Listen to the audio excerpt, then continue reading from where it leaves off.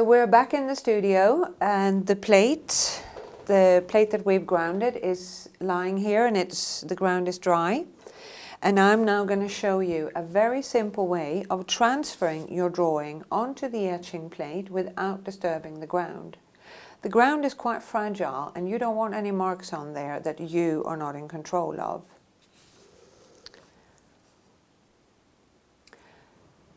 I have a graphite stick, and I'm going to rub the graphite onto the back of my drawing so it covers the whole drawing area. I then put my plate onto the Lazy Susan, which makes the plate really nice and easy to swing around, and I position my drawing where I want it. With a normal pen, I'm going to trace the outline of the drawing. You do not want a lot of pressure here, okay? What you can do is you just hold it down, you can lift it up, and you can clearly see that the graphite transfers onto the ground. Remember, not too much pressure. You do not want to damage that ground. You don't really need every single little detail either.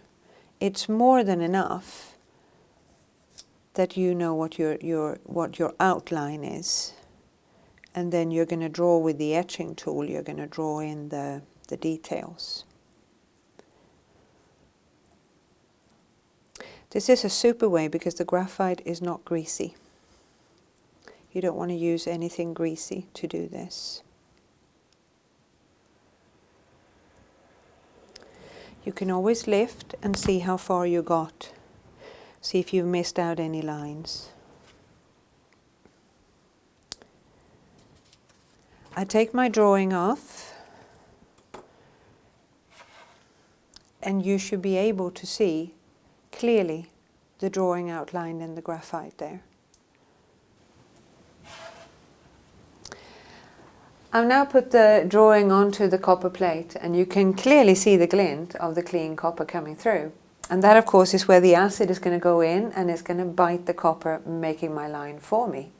So the plate is ready to go in the acid, and we're going to go back outside, and I'm going to show you how to do that.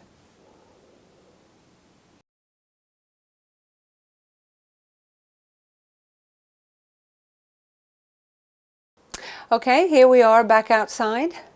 I have poured my ferric chloride, which is my acid of choice, into a safe plastic container. Prior to pouring it in there, I have measured the strength of my ferric chloride with what is called a bow meter. It's a very simple thermometer of strength of acid. You simply put it into the bottle that you keep your acid in, and it will bob to the level and show you the strength. Now, why do you want to do this? Because it's important. It tells you exactly the time that you want your plate to be in the acid to get exactly the line that you want. It's a very, very handy tool and a well worth investment. Ferric chloride has no noxious fumes, and although it is highly corrosive, it's not absorbed through the skin, which is why it's become my acid of choice. This doesn't mean that you shouldn't be wearing safety equipment when you handle it. So I'm going to put on my glasses. Before I put the plate in the acid, I like to put on a strip of tape on the back of it. The only reason I do this is because it simply makes it easier to transfer the plate in and out of the acid. I'm going to put on my heavy-duty rubber gloves so I don't get any acid on my skin. And I'm going to very simply plonk my plate in the acid. I have a normal alarm clock, and I time it. Because I use my ferric chloride at 35 bohm, I know that this plate is going to be in the acid exactly 15 minutes to give me exactly the line that I want. So we are timing it. We're going to leave it in there, and we can do something else.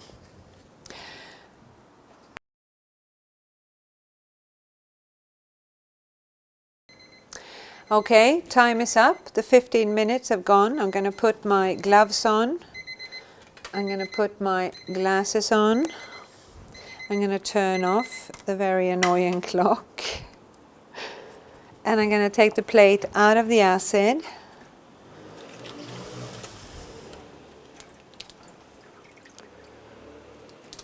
You can clearly see that the line has turned black. A good idea is to have a tray so you can transfer your plate with the acid on to the water, and you're going to wash off every trace of acid. You're going to remove the strip of tape on the back, and remember to wash the acid off the back of your plate as well. Okay, we've etched the plate, and now we're going to take it into the studio and we're going to clean it up and we're ready to proof it. The plate's been in the acid, the line is all bitten, and I'm now with a little bit of turpentine. I'm going to clean my plate off.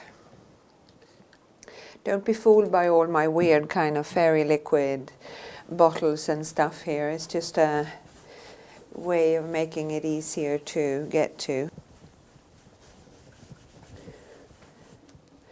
You make sure that you get all the ground off.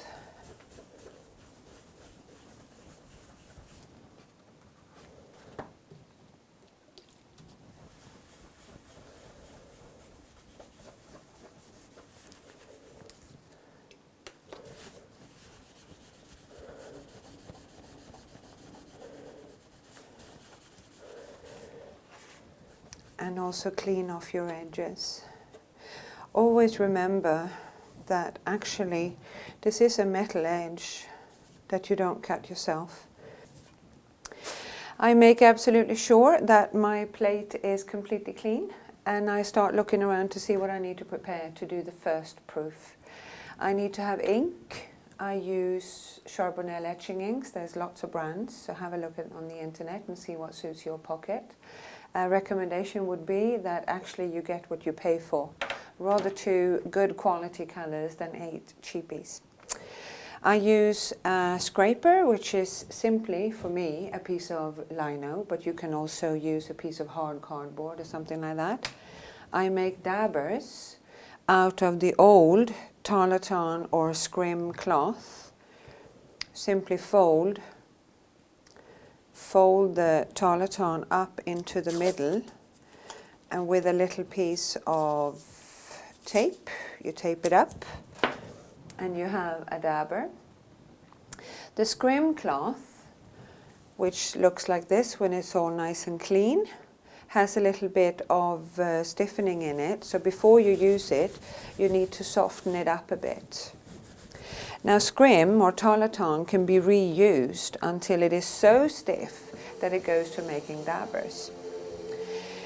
I'm going to put my ink out. The inks come out of the tube rather stiff, so you might have to add just a little bit of pure linseed oil. Remember that you do not want it too oily. Better too stiff than too oily.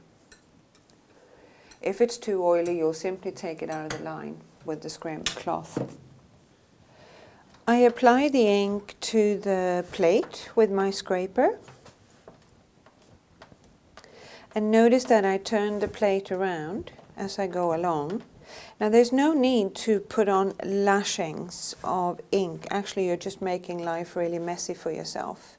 So a little bit will do it just fine. Take my dabber. And I kind of think that this is actually doing a little bit of double work for yourself.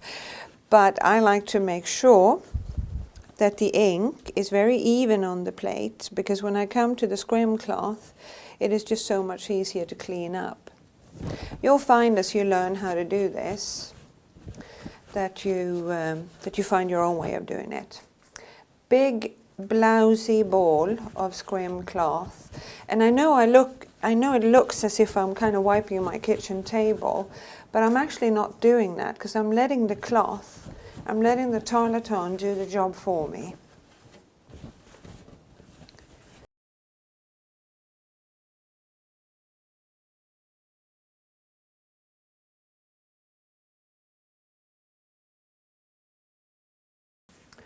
If you get exasperated with yourself and you kind of think that the plate looks messy, so you know what, just clean it off, just wipe it clean and start from scratch again. So the plate is nicely and evenly inked. I'm going to clean up my edges a little bit, and we are going to go and pull the first proof on the etching press.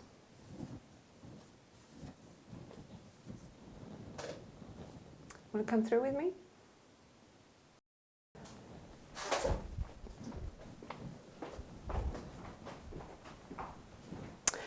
This is my etching press. An etching press works very simply by applying pressure to the two rollers, one on top, one underneath. You put your plate onto the bed, and with the help of that pressure and the blankets, etching blankets, you press the dampened paper down into the line to catch the ink. So I have a piece of paper that I can position my plate on, because this tends to be able to get a little bit dirty, and you don't want your printing paper to end up dirty. So I'm now going to go through and I'm going to show you how you treat your printmaking paper to print and etching.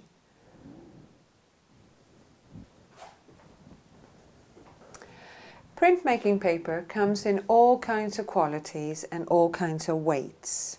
I tend to use Fabriano 285 grams. It needs very little wetting, which I quite like.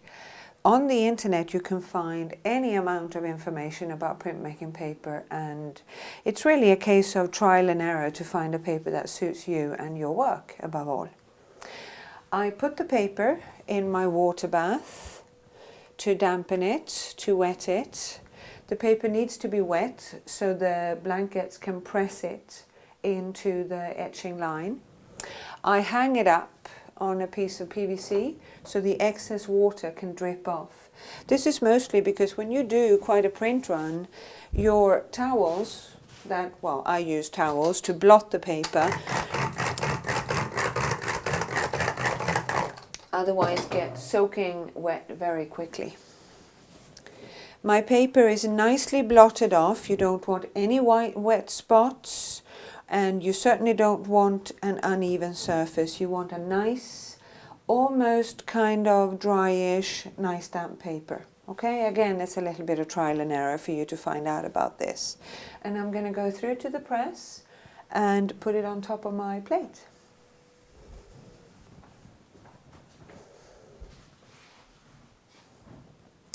I have my etching plate and I have my damp paper. I want to position the paper nicely on top of the plate so I get a nice even surround.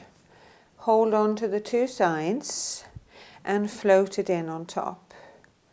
Goes down. I push the plate in a little bit closer to the roller, put my blankets down, and I pull the plate through. Blankets come up, and here is our first proof. This doesn't actually look like a whole lot, because remember, we're going to add an awful lot to this plate. But you can see that the line has etched very nicely. It looks nice and clean and even. So we're actually done for this film. In the next film I'm going to show you how to apply. I would like to have a feather in her hat, and I'm going to do this in soft ground. So I'm going to show you how to use soft ground, how to make an impression, and you can then take that knowledge further on. So see you next film. Oh yeah, take a break from life. Won't you come and spend some time?